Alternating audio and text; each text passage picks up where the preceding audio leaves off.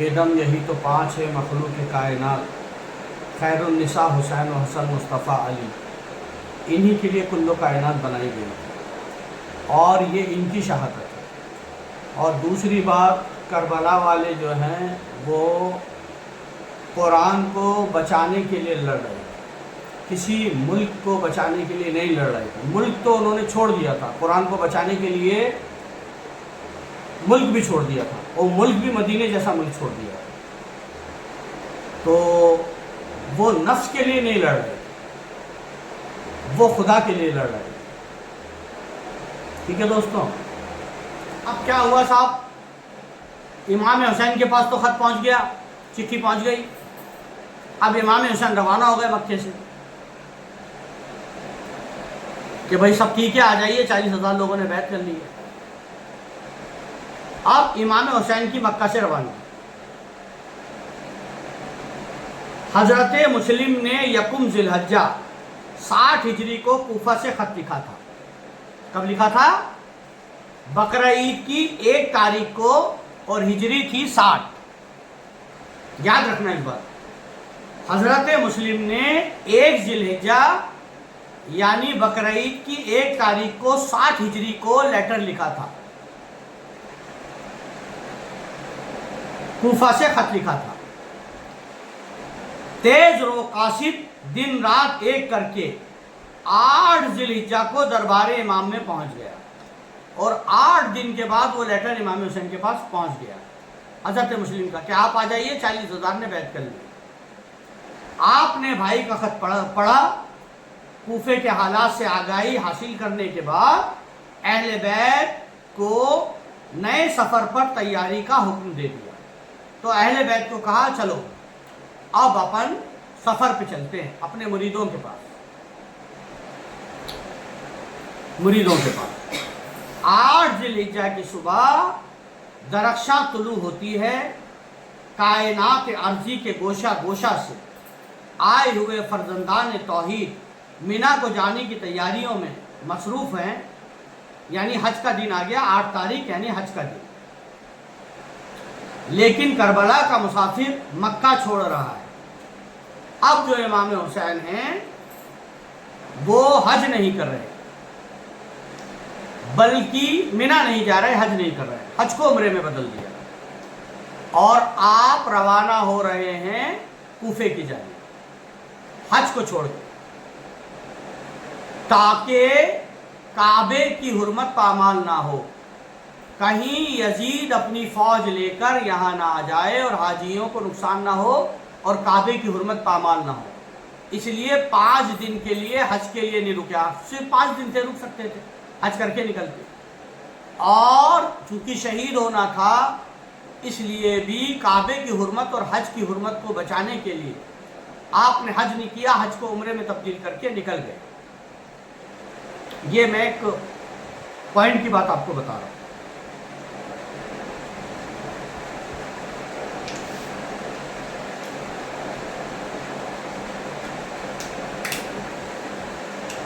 मुहिब्बान अहले बैत मिना जाने से पहले शहजादा मुस्तफ़ा की ज़ियारत को जौक दर जौक आ रहे हैं, लेकिन आपकी कूफा को तैयारी देखकर हैरान होकर ज़बान हाल से कहते हैं, अये तमाशा गाहे आलमे रूए तू कुजा बहरे तमाशा मई रूवी। 8 जिलहिज्जा को सब इमाम हुसैन की ज़ियारत करने आए कि भाई मिना जाने से पहले इमाम हुसैन की ज़ियारत करेंगे, क्योंकि सब हाजी है ना, तो हज मिना से शुरू होता है। तो कहा मिना जाने से पहले इमाम हुसैन की ज़ियारत करें। इमाम हुसैन मक्के में। 8 जिलहिज्जा को मक्का मुअज़्ज़मा में क्या होता है, ये वही लोग बता सकते हैं जो हज की सआदत से मुशर्रफ हो चुके हैं। हाँ, सही बात।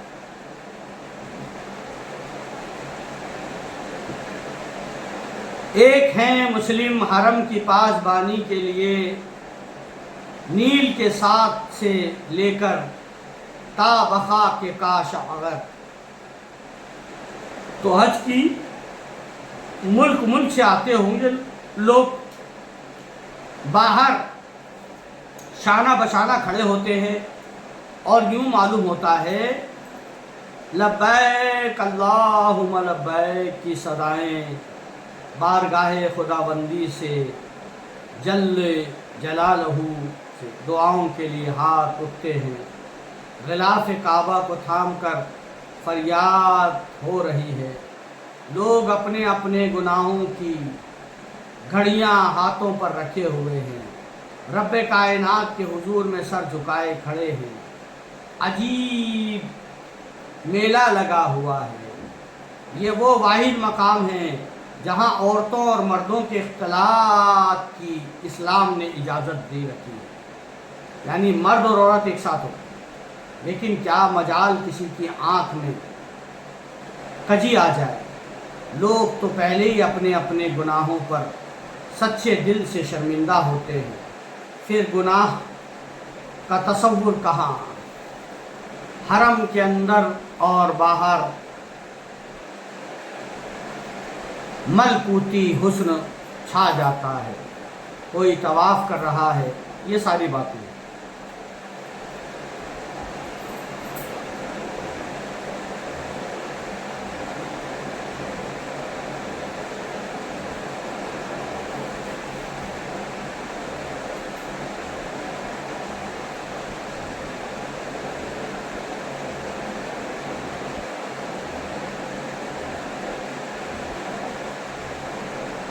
ہاں، حج کا جو میلہ لگا ہوا ہے، لوگ دور دور سے مکہ معظمہ میں آ رہے ہیں. لیکن پا پیادہ 25 حج کرنے والے امام حسین پیدل 25 حج کیے تھے. آپ پا پیادہ پیدل 25 حج کرنے والے حسین نفل حج چھوڑ کر مکہ معظمہ سے باہر جا رہے ہیں عظیم ترین مقصد کے لیے. مقصد کو کیا کہیں گے؟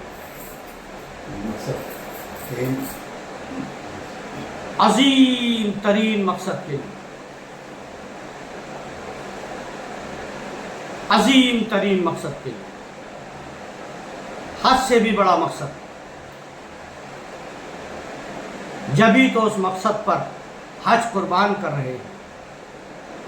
ظاہر کے حالات ہیں. حالات سے بھی آپ پوری طرح سے واقف تھے اور باطن کے پردے میں بھی آپ کے سامنے اٹھے ہوئے. آپ کے سامنے اگر امام حسین جانتے تھے میں شہید ہونے جا رہا ہوں. آپ کے سامنے یزیدیت کا سیلاب تھا جسے روکنا بے حد ضروری تھا. اور اس سیلاب کو صرف جوانان اہل بیت کی لاشوں کے ٹکڑوں کا باندھ کر ہی روکا جا سکتا تھا. یزید 32 ملکوں کا بادشاہ تھا. یہ 32 ملک رسول اللہ کے تھے، یعنی اہل بیت کے تھے. اس سے پہلے جو یزید کا دادا تھا وہ صرف مکے کا حاکم تھا. اس لیے علامہ اقبال نے کہا کہ دشت کربل میں کھڑا سوچ رہا تھا اسلام. دشت کربل میں کھڑا سوچ رہا تھا اسلام. فائدہ کیا ہوا کافر کو مسلمان کر. پہلے تو خالے مکے کا حاکم تھا، اب تو اس کا پوتا 32 ملکوں کا بادشاہ بن گیا اور اس کا باپ بھی اتنے سارے ملکوں کا حاکم رہا. تو فائدہ کیا ہوا اس کو مسلمان کر. اب یزیدیت کا جو سیلاب تھا 32 ملک جس کے ہاتھ میں، اس کو کیسے روکا جا سکتا؟ تو اس کو روکنے کے لیے اہل بیت کی جو لاشیں ہیں ان کا باندھ بنانا ضروری ہے. دوستو، کربلا کی لڑائی کو کسی بھی لڑائی سے ملانا مت. کربلا دوسری ہو نہیں سکتی. کربلا قرآن کو بچانے کے لیے تھی. کربلا تمہارے اسلام کو بچانے کے لیے تھی. اگر کربلا نہیں ہوتی نا تو تمہارا دین بدل چکا ہوتا. وہ جو دین حنود ہے نا، حنود، وہ حنود دین نصارہ، دین یہودی، اس سے بھی بدتر دین ہوتا. ان کا دین تو پھر بھی اچھا ہے. دین حنود جو ہے نا اس سے بھی بدتر دین ہوتا تمہارا. لوگ تمہارے پہ تھوکتے ہیں امام حسین نہ ہو تو. یہ جو بڑی بڑی باتیں کر رہا ہوں نا، نمازوں کی، قرآن کی، جہاد کی، نہ یہ نمازوں کی باتیں ہوتی، نہ یہ قرآن کی، نہ جہاد کی. تم تو شرابیں پی کے مست گھوم رہے ہوتے مسجد میں، امام بھی شرابی ہوتا اور مصلی بھی شرابی، اور وہیں پہ زنا ہو رہا ہوتا۔ کربلا کی لڑائی کو وجہ سے مت ملانا، یہ رسول اللہ کی شہادت تھی۔ یہاں پر علی بھی شہید ہوئے تھے، یہاں حسین بھی شہید ہوئے تھے، سمجھے؟ یہ اہل بیت مصطفیٰ کا گھرانہ شہید ہوا تھا۔ یہ قرآن بچانے کی لڑائی تھی، یہ اسلام بچانے کی لڑائی تھی، یہ مسجدوں کو قائم رکھنے کی لڑائی تھی۔ یہ مسجدوں میں جو اذان ہوتی ہے نا، یہ جے گھوش ہے امام حسین کا، امام حسین کی فتح کا اعلان ہے۔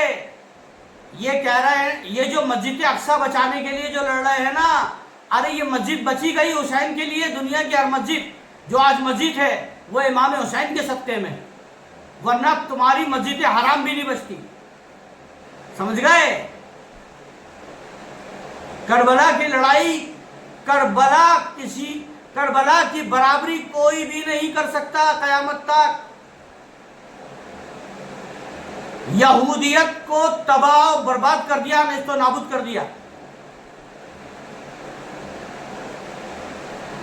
سمجھ گئے؟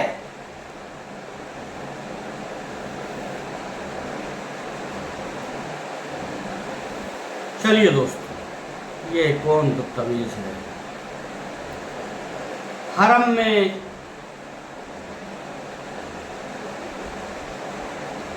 میں خون گرانا حرام۔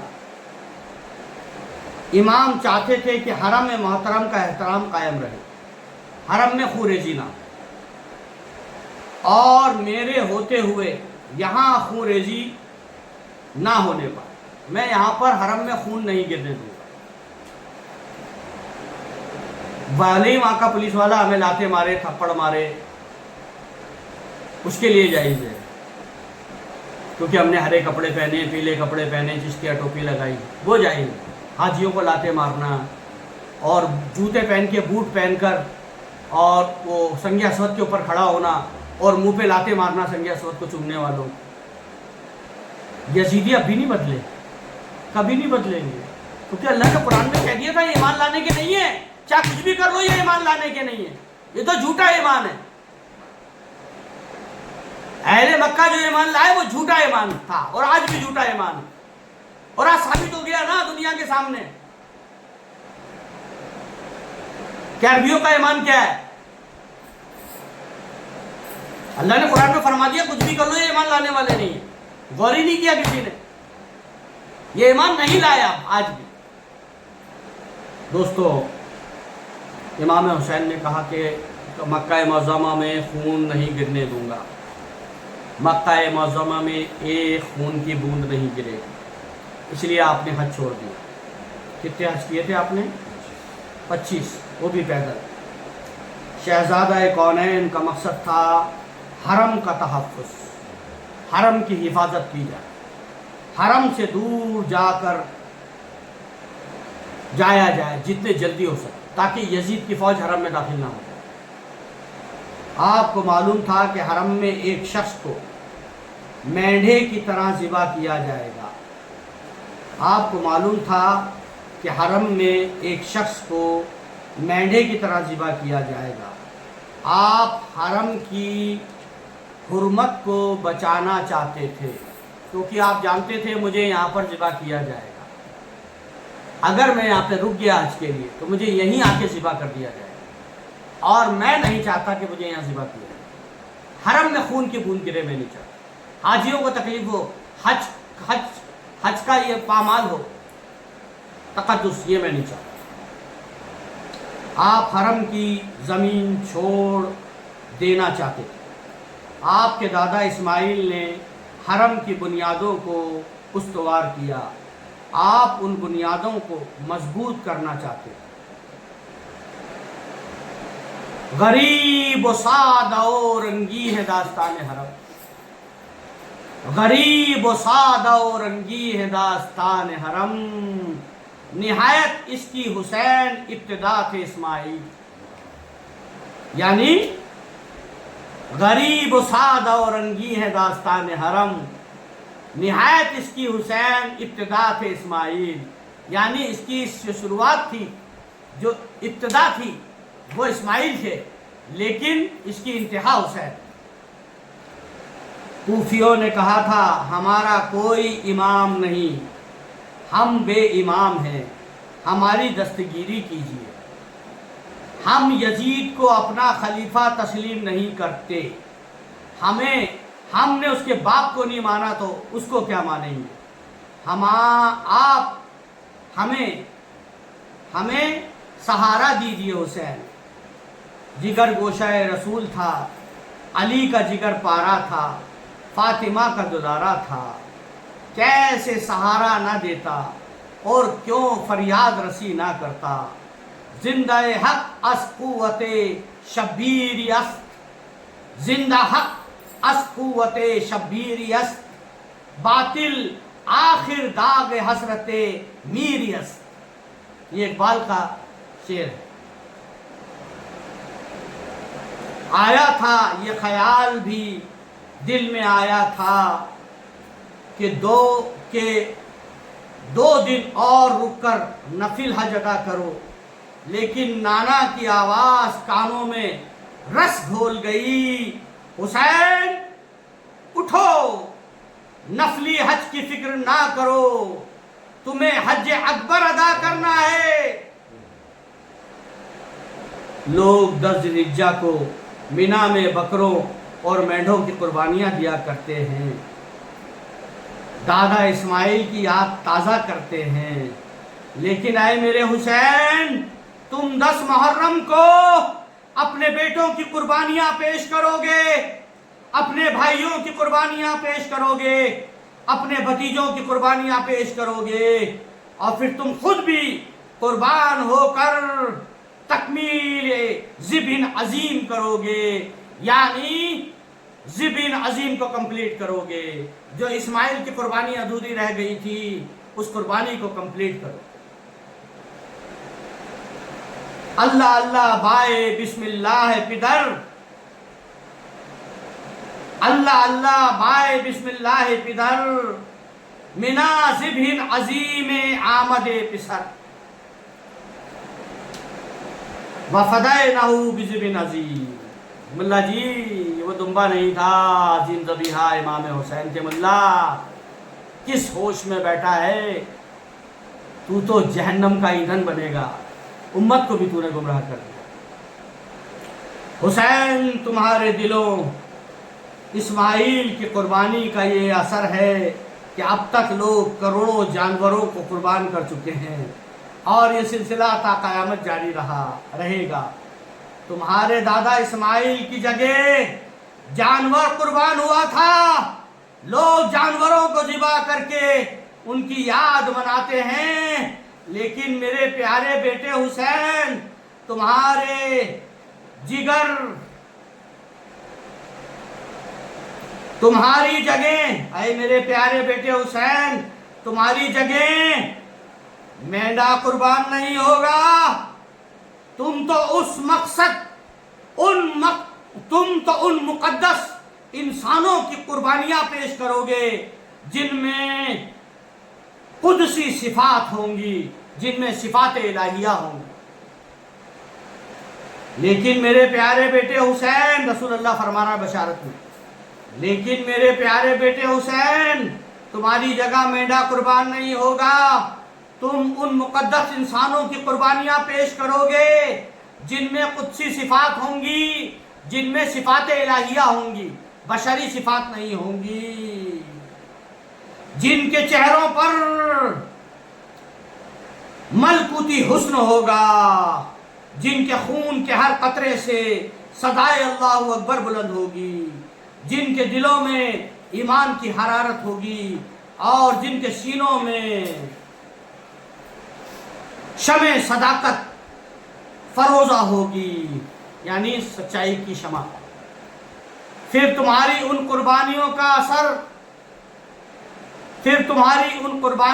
اثر لا انتہائی ہو جائے گا، یعنی اسلام بچ جائے گا، سرمدی اور ابدی ہو جائے گا، پوری دنیا میں اسلام کی حفاظت ہو جائے گی، ہمیشہ ہمیشہ کے لیے اسلام بچ جائے گا، اور لوگ تمہاری ان قربانیوں کی یاد بکروں اور مینڈوں کی قربانیوں کے بجائے اپنی جانیں پیش کر کے منائیں گے۔ مائیں اپنے بیٹوں کی شہادت پر فخر کریں گی، باپ اپنا سرمایہ حیات لٹتے ہوئے دیکھ کر خوش ہوں گے، اہل وفا شہید ہو کر تمہارے پرچم تلے جمع ہونے کے لیے بے قرار ہو جائیں گے۔ آج یہی ہو رہا ہے۔ کربلا کی وجہ سے سکون ہے کن کو؟ غزہ والوں کو۔ غزہ والے صرف کربلا یاد کرتے ہیں اور ان کو سکون ہو جاتا ہے کہ ہم گروہ حسین میں شامل ہو رہے ہیں۔ مسلمانوں میں یہی سب سے بڑی طاقت ہے۔ علامہ اقبال نے فرمایا تھا، جب آپ نے جرمنی میں شعبہ عربی ڈپارٹمنٹ آف عربی قائم کیا تھا تو جرمنی میں کسی نے سوال کیا تھا علامہ اقبال سے کہ اسلام کیا ہے، تو آپ نے کہا تھا 2 لائن میں اسلام ختم کر دوں گا۔ بولے بھائی 2 لائن میں اسلام ختم؟ اس پہ تو کروڑوں کتابیں لکھی گئی ہیں، قرآن کے 30 پارے، تم 2 لائن میں اسلام ختم کر دو گے؟ بولے بس 2 لائن میں اسلام ختم۔ بولے اچھا بتائیے، تو آپ نے فرمایا اسلام کے دامن میں بس اس کے سوا کیا ہے؟ اسلام کے دامن میں بس اس کے سوا کیا ہے؟ ایک ضرب ید اللہ، ایک سجدہ شبیری۔ وہ ضرب جو ہمارے ابا سے عبد بدھ کو ماری تھی مولا علی نے، جس کے لیے رسول اللہ نے فرمایا تھا کہ آج کل ایمان کل کفر سے مقابلہ کرنے جا رہا ہے، اور جب وہ ضرب ماری تھی عبد بدھ کو تو کہا تھا علی کی یہ ضرب، علی کی آج کی یہ ضرب قیامت تک کی نیکیوں پہ بھاری ہے، قیامت تک جتنے لوگ نیکیاں کریں گے ان سب کی نیکیوں پہ بھاری ہے۔ اس کے لیے علامہ اقبال نے کہا تھا ایک ضرب ید اللہ، اللہ کے ہاتھ کی ضرب۔ کیا کہا تھا؟ ایک ضرب ید اللہ، اللہ کے ہاتھ کی ضرب، علی کے ہاتھ کی ضرب نہیں کہا تھا علامہ اقبال نے، ید اللہ کہا تھا، ید اللہ، علی کا ید علی نہیں کہا تھا، ید علی نہیں کہا تھا، ید اللہ کہا تھا۔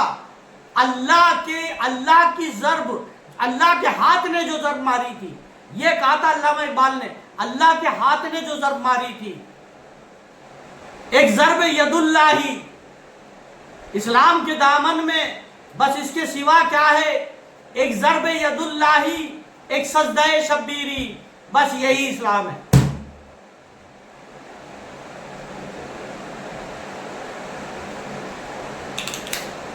جتنے بھی لوگ شہید ہو رہے ہیں نا دنیا میں، ان کو کون انکریج کر رہا ہے؟ کربلا انکریج کر رہی ہے۔ کربلا سے انکریج ہو کے شہید ہوتے ہیں لوگ، اور جس کو شدید غم ہوتا ہے نا دنیا میں، وہ کربلا کے غم کو یاد کر کے خاموش ہو جاتا ہے۔ جو بہت تڑپتا ہے دکھ میں تو اسے کہتے ہیں بھائی کربلا کو یاد کر لے۔ جہاں صبر مشکل تھا وہاں شکر کرتے تھے۔ دوستو، امام حسین جو ہے ان کے بارے میں بات چل رہی ہے۔ رسول اللہ کو خواب میں دیکھ رہا ہے امام حسین، رسول اللہ فرما رہے ہیں اور تمہاری ان قربانیوں کی یاد بکروں اور مینڈوں کی قربانی کے بجائے اپنی جانیں پیش کر کے منائیں گے۔ مائیں اپنے بیٹوں کی شہادتوں پر فخر کریں گی جیسے کہ غزہ میں کر رہی ہیں، باپ اپنا سرمایہ حیات لٹاتے ہوئے دیکھ کر خوش ہوں گے جیسا کہ غزہ میں ہو رہا ہے۔ اہل وفا شہید ہو کر تمہارے پرچم تلے جمع ہونے کے لیے بے قرار ہو جائیں گے۔ قیامت تک ہر دور میں نعرہ حسینیت بلند ہوتا رہے گا۔ حضور پاک خواب میں بشارت میں بتا رہے ہیں کہ قیامت تک حسینیت، قیامت تک ہر دور میں نعرہ حسینیت بلند ہوتا رہے گا، اور اہل حق لوگ اپنی جانیں قربان کر کے تمہیں خراج عقیدت پیش کرتے رہیں گے۔ ان کا خون تمہارے خون کی سلامی کے لیے مچل جائے گا، اور تمہارا لہو ان کے لہو میں حرارت ایمانی بھر دے گا۔ یہی ہو رہا ہے نا، ان کے خون کے قطرے میں بھی بوئے وفا رچ بس جائے گی۔ انہیں حق و صداقت کی सर बुलंदियों से आगाही हासिल हो और ये सब तेरे तैयब ताहिर मुक़द्दस खून का असर हो। उठो मेरे हुसैन, बकरों और मेंढों की कुर्बानियों की बजाय अपने जिगर के टुकड़ों की कुर्बानियां पेश करो। रसूलुल्लाह फरमाते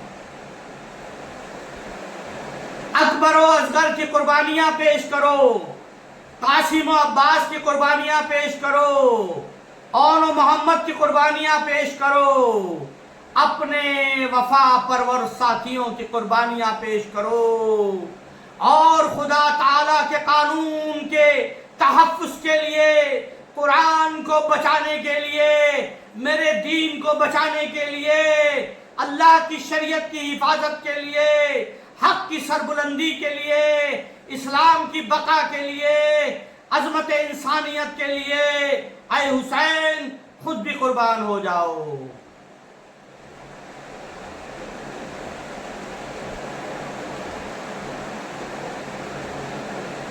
परस्तारान तौहीद आज यहाँ सफेद एहरामों के कफन बांधकर बारगाहे एजदी में हाजिर होकर नदामत के आंसू पेश कर रहे हैं, लेकिन मेरे मजलूम शहीद, तुम 10 मुहर्रम को सुर्ख एहराम, लाल एहराम बांधकर खुदा ताला की किबरियाई और अजमत का ऐलान करोगे।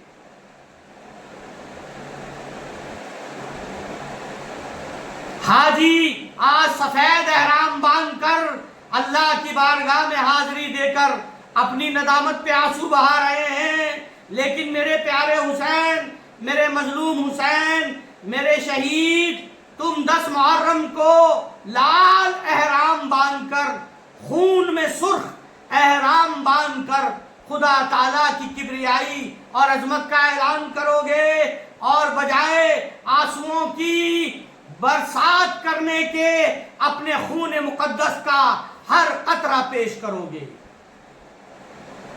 हज में तो लोग आंसुओं की बरसात कर रहे हैं ना, तुम खून की बरसात कर देना, तभी तो यह हज बचेगा। लोग यहां जमजम से अपनी प्यास बुझाते हैं, करबला में 3 दिन की प्यास बर्दाश्त करने का नाना के हाथों को सलसबील के जाम नोश करोगे। तुम यहाँ पे हौज़े कौसर से लोग प्यास बुझा रहे हैं, तुम नाना के हाथों से हौज़े कौसर पर और सलसबील और काफूर से प्यास बुझाना। मेरे हुसैन उठो, लोग मेरा दीन तब्दील करना चाहते हैं। ख्वाब देख रहे हैं रसूलुल्लाह को, ख्वाब में इमाम हुसैन, मेरे हुसैन उठो, ये रसूलुल्लाह बात कर रहा है इमाम हुसैन, मेरे हुसैन उठो, लोग मेरा दीन चेंज करना चाहते हैं, तब्दील करना चाहते हैं, कुरान में मॉडिफिकेशन करना चाहते हैं। अगर आज तुमने हक को बातिल में इम्तियाज पेश ना किया, अगर तुमने आज हक को बातिल में डिफरेंस नहीं किया, तो लोग कयामत तक हक को बातिल में डिफरेंस नहीं कर पाएंगे। लोग समझ नहीं पाएंगे कि हक क्या है और बातिल क्या है। दुनिया वाले गुमान करेंगे कि हर अमीर की इताअत वाजिब है। अगर तुमने यजीद की इताअत कर ली तो दुनिया में यह हो जाएगा कि हर अमीर की इताअत वाजिब है, तो फिर आज हम काफिरों के हाथों पर भी बैत कर रहे हो। दुनिया वाले समझेंगे हुसैन कि हर अमीर की इताअत वाजिब है, खा वो शराबी ही क्यों ना हो, जानी ही क्यों ना हो, बदकार ही क्यों ना हो, और कवानीन अलहिदा को कवानीन इलाहिया को पामाल कर देंगे। समझ गए? ये होने वाला था। सौतेली बहन से निकाह जायज, सौतेली माँ से निकाह जायज, बल्कि सगी बहन से निकाह जायज, शराब पी के नमाज पढ़ना जायज, सूद जायज, ब्याज जायज। अरे पूछो मत, बहुत बुरा हाल करने वाला था यजीद। दोस्तों, इसको बचाना था इमाम हुसैन।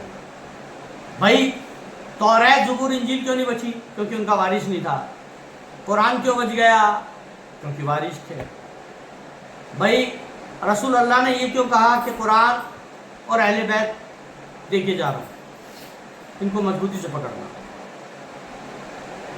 इसलिए कहा था कि जो चीज कयामत तक बाकी रहेगी वही तो देके जाएंगे।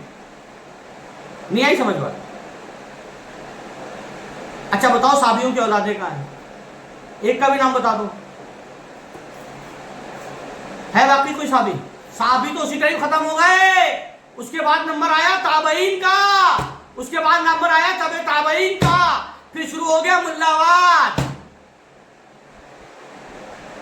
लेकिन रसूल पाक ने फरमाया हर खानदान खत्म हो जाएगा, मेरा खानदान मैशर में भी जारी रहेगा। तो कुरान जारी रहने वाला था और अहले बैत भी कुरान जारी रहने वाला था और अहले बैत जारी रहने वाले थी। तो जो चीज जारी रहेगी वही तो देके जाएंगे ना रसूल अल्लाह। मेरी बात समझ आ रही है? जो चीज है रहेगी कयामत तक वही तो देके जाएंगे। तो अहले बैत को कयामत तक रहना था। साबी है क्या? मुल्ला खाना भाई हमको बेवकूफ बना रहा है ही नहीं साबी। वो बेचारे साबी तो पहले हो गए, उसी टाइम खत्म हो गए। उसके बाद तो ताबाइन हुए, फिर तबे ताबाइन, उसके बाद वो भी खत्म। लेकिन अहले बैत तो जारी है ना, अहले बैत तो जारी है और जारी रहेगी। तो फिर यार क्यों साबी साबी कर रहे हो? वो तो बेचारे रहे ही नहीं। जो रहे नहीं उनका चर्चा क्यों कर रहे हो? उनका जिक्र क्यों कर रहे हो? जो है उनकी चर्चा, उनका जिक्र करो। भाई मेरी बात सही है कि नहीं बताओ यार? बिल्कुल भाई, पढ़े लिखा आदमी को, पढ़ा लिखा आदमी समझेगा मेरी बात को। मैं क्या कह रहा हूं? जो चीज है नहीं है उसकी चर्चा क्यों कर रहा है? जो चीज है उसकी चर्चा करो ना मेरे भाई। आपको बेवकूफ बनाया जा रहा है उम्मत को। दोस्तों ये चाल है इजराइल की, ये यहूदी की चाल है कि तुम्हारे दिलों में से हरारत ईमानी निकाल दे, इश्क़ रसूल निकाल दे, इश्क़ अहले बैत निकाल दे। तुम्हारे दिल से वो करबला निकालना चाहता है। जब करबला निकल जाएगी तो गजा भी नहीं होगा, तुम सरेंडर कर जाओगे। आज गजा वाले सरेंडर क्यों नहीं कर रहे हैं? करबला उनके सामने एक नजीर है, करबला एक मोटिवेशन है, करबला इंस्पिरेशन। इंस्पिरेशन करबला रहेगी, इंस्पिरेशन करबला रहेगी, करबला इंस्पिरेशन रहेगी, क़यामत तक रहेगी। दोस्तों जो चीज है नहीं यार, हम नमाजों में उनका जिक्र कर रहे हैं। भाई जो चीज रही, जो चीज है ही नहीं, जो चीज रहेगी नहीं, उस चीज का जिक्र करके आप उम्मत को बेवकूफ बना रहे हो यार। वो तो बेचारे चले गए रसूल अल्लाह से वफा करके। उनसे हम बहुत प्यार करते हैं, सहाबा कराम से। वो हुजूर के साथ वफा करके चले गए, वो जन्नतों में हैं। वो तो खुद इताअत करते थे अहले बैत की। आपको बेवकूफ बनाया जा रहा है उम्मत को। असल में सहाबी तो बहाना है, वो यजीदियत लाना चाह रहे हैं। अभी इंग्लैंड में यजीद जिंदाबाद के नारे लगे और पाकिस्तान में एक प्ली फाइल की गई है वहां की सुप्रीम कोर्ट में कि हमें यजीद के नाम के आगे रजी अल्लाह लगाने दिया जाए और यजीद जिंदाबाद के नारे लगाने दिए जाए, अमीर यजीद रजी अल्लाह लगाया जाए, उसके नाम के आगे हमें लगाने दिया जाए। सुप्रीम कोर्ट में केस चल रहा है, उन्होंने एक प्ली दायर की है। तो ये क्या है मुझे बताओ दोस्तों? या तो अल्लाह ने पर्दा डाल दिया, अल्लाह की तरफ से ही है हर चीज़, तो अल्लाह ही की तरफ से। तो बुरी तकदीर और अच्छी तकदीर, जैसा कि हमने फितरत के ऊपर पढ़ा था, सूरह हज की शायद 32 नंबर आयत थी कि सारी ज़िंदगी नेक काम करेगा, आखिर में बुरे काम करके मरेगा। और जो जहन्नमी होगा, वो जो जन्नती होगा, वो सारी ज़िंदगी जो है बुरे काम करेगा, आखिर में अच्छे काम करके जन्नत में चला जाएगा। और रसूलुल्लाह सल्लल्लाहु अलैहि वसल्लम ने फरमाया था कि खुदा की कसम फितरत है और वो बदल नहीं सकती।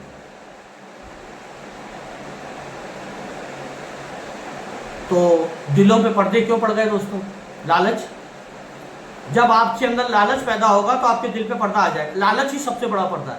سب سے موٹا کرٹین جو ہے نا، تھک کرٹین، وہ ہے لالچ. ورنہ مجھے بتاؤ رسول اللہ کی آل نے کسی کا کیا بگاڑا؟ رسول اللہ کی آل نے کسی کو گالی دی، کسی کو پتھر مارا، کسی کو برا کہا، کسی سے جنگ کی؟ رسول اللہ کی آل صرف یہی تو ہے کہ یہ زمین جو اللہ کی ہے اور اس کے وارث اہل بیت ہیں، اور وہ زمین بھی اللہ کی ہے، اس کے وارث بھی اہل بیت ہیں.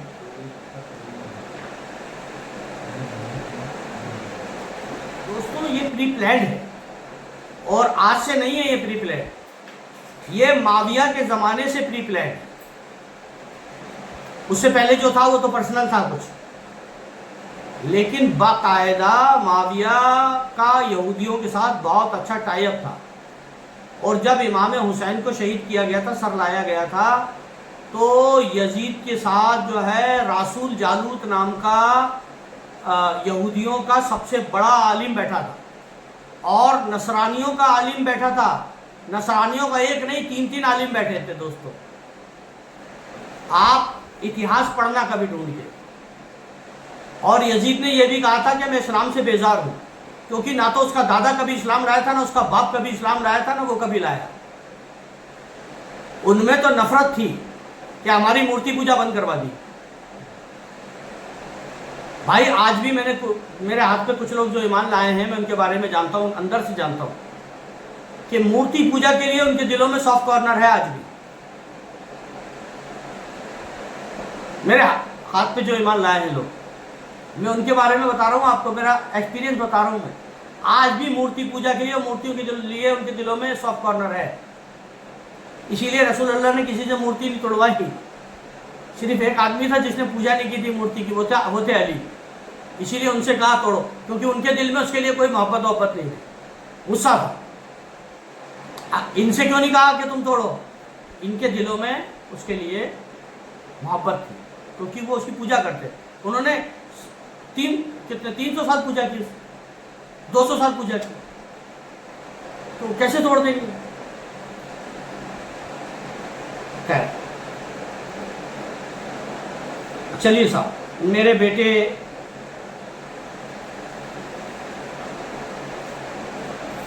دنیا کو بتا دے کہ اولی الامر منکم کا مطلب کیا ہے. کیا کہا رسول اللہ نے؟ کیا کہا رسول اللہ نے امام حسین سے خواب میں؟ میرے بیٹے دنیا کو بتا دے کہ اولی الامر منکم کا مطلب کیا ہے. امام جعفر صادق نے فرمایا ہے کہ اولی الامر اللہ نے ہم اہل بیت مصطفیٰ کو کہا ہے، اور وہ جو کتاب وہ پڑھتا ہے اپنے شکیل کلمۃ الحق، اس کے اندر وہ حدیث آ گئی ہے کہ رسول اللہ سے لوگوں نے پوچھا کہ اطاعت اللہ پتہ ہے، اطاعت رسول پتہ ہے، اولی الامر کون ہوتے ہیں؟ تو آپ نے باقاعدہ 12 اماموں کے نام لے کے بتایا کہ یہ اولی الامر ہیں. اور آپ نے فرمایا اگر ان کا زمانہ پاؤ تو ان اماموں کو میرا سلام کہنا. رسول اللہ بشارت دے رہے ہیں، میرے بیٹے دنیا دیکھے اولی الامر منکم کا مطلب، اے میرے بیٹے دنیا کو بتا دے کہ اولی الامر منکم کا مطلب کیا ہے. میرے چاند نشاندہی کر دو کہ وہ کون امیر ہے جس کی اطاعت خدا اور رسول کے بعد ضروری ہے.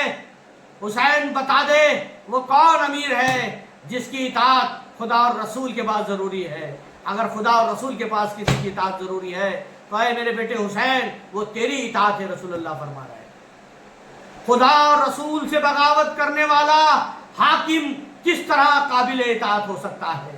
خدا کے باغی کی اطاعت کرو گے تو خدا اور رسول کی اطاعت کیسے ہو سکے گی؟ خدا اور رسول کے باغی کی اطاعت کرو گے تو اطاعت کیسے ہو سکے گی؟ آیت یہ ہے کہ اللہ کی اطاعت کرو اور رسول کی اطاعت کرو اور پھر امیر کی اطاعت کرو. یہ تو امیر یزید کو کہہ رہے ہیں، امیر معاویہ کو کہہ رہے ہیں. پیارے حسین دنیا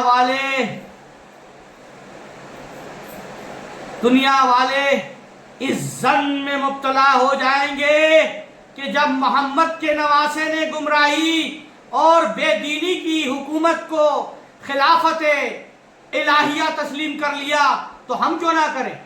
جب امام حسین نے تسلیم کر لیا یزید کو تو پھر ہم کیوں نہیں کریں بھائی؟ قیامت تک پھر یزید جیسے لوگوں کو لوگ قبول کرنے لگیں گے۔ یہ مثال بنا کر کہ حسین نے یزید کو قبول کیا تھا، اس لیے شہادت دینا ضروری تھی۔ شہادت کیوں ہو رہی ہے؟ یاد رکھو، پانی کے لیے نہیں ہوئی۔ پانی وانی سے کچھ نہیں ہوتا ہے، ہم چشتی 40 دن کے روزے رکھتے، پانی وانی سے کچھ فرق نہیں پڑتا۔ حسین یزید کی بیعت قبول کرنے کا مطلب یہ ہوگا کہ تم نے نانا کی حرمت کو بیچ دیا۔ اگر تم نے یزید کی بیعت کر لی تو میں یہ سمجھوں گا تم نے اپنے نانا کی عزت کو بیچ دیا، رسالت کے مقصد کو قتل کر دیا۔ اے حسین، اگر تم نے یزید کی بیعت کر لی تو میں سمجھوں گا کہ تم نے رسالت کے مقصد کو قتل کر دیا۔ سمجھ رہے ہو؟ کربلا کیوں ہی سن لو، جو کربلا کے بارے میں اتنی باتیں کرتے ہیں نا وہ سن لے۔ اٹھو میرے حسین، نانا کی حرمت اور مقصد رسالت کی حفاظت کے لیے اٹھو اور یزیدی قوتوں سے ٹکرا جاؤ، اس کی حکومت کو غیر اسلامی قرار دے کر اس کی امیدوں پر پانی پھیر دو۔ تمہاری شہادت یزیدیت کے منہ پر تماچا ہوگی، فسق و فجور اور ضلالت و گمراہی کی موت ہوگی۔ اٹھو اور میرے دین کی حدوں کو اپنے سرخ خون کی لکیر اٹھو اور میرے دین کی حدوں کو اپنے سرخ خون کی لکیر کھینچ کر اس قدر نمایاں کر دو کہ کم نظر لوگ بھی آسانی کے ساتھ حق اور باطل میں تمیز کر سکیں۔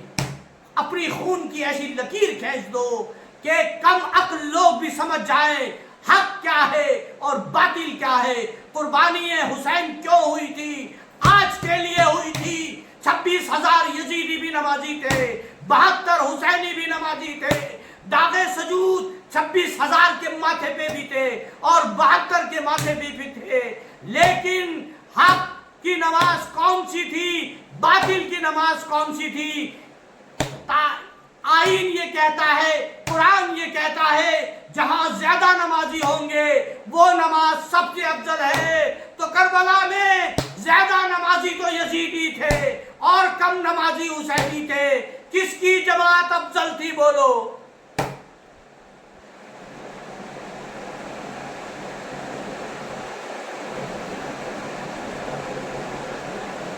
قرب قیامت میں نماز کا بہانہ بنا کے تمہارے پاس آئیں گے۔ کربلا اس لیے ہوئی تھی، قرب قیامت میں آج کے دور میں اس زمانے میں 2024 کی بات کر رہا ہوں، آپ کے گھروں پر آئیں گے نماز کو وسیلہ بنا کر، بہانہ بنا کر۔ اس وقت سمجھ لینا کہ یہ 72 والے ہیں یا 26,000 والے، نماز میں تمیز کر لینا، اس لیے کربلا ہوئی تھی۔ پیارے حسین، دنیا والے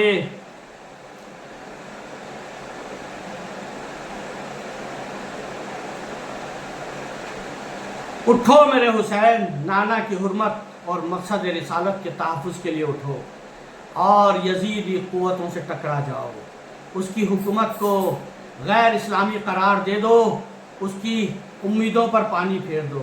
تمہاری شہادت یزیدیت کے منہ پر تماچا ہو۔ اٹھو اور میرے دین کی حدود کو اپنے سرخ خون کی لکیر کھینچ کر اس قدر بڑا بنا دو کہ کم نظر لوگ بھی آسانی کے ساتھ حق اور باطل میں تمیز کر سکے۔ حسین، یہ کام تم ہی کر سکتے ہو۔ یزید اپنے مکروہ اور ناپاک ہاتھوں میں تمہارے مقدس ہاتھ لینا چاہتا ہے۔ یزید اپنے ناپاک ہاتھوں میں تمہارے ہاتھ لینا چاہتا ہے۔ اسے بتا دو کہ حسین سر تو کٹوا سکتا ہے لیکن تیرے پلید ہاتھوں میں ہاتھ دے کر نانا کی حرمت کو نہیں بیچ سکتا۔ انہیں میرے حسین، اٹھو میرے حسین، اپنے سفر کا آغاز کرو۔ خواب دیکھ رہا ہے امام حسین۔ احکام سفر اس شہنشاہ کی طرف سے صادر ہو چکے ہیں جس کا ہر حکم خداوندی ہے، یعنی سفر کا حکم رسول اللہ نے دیا تھا، ڈائریکٹ دیا تھا امام حسین۔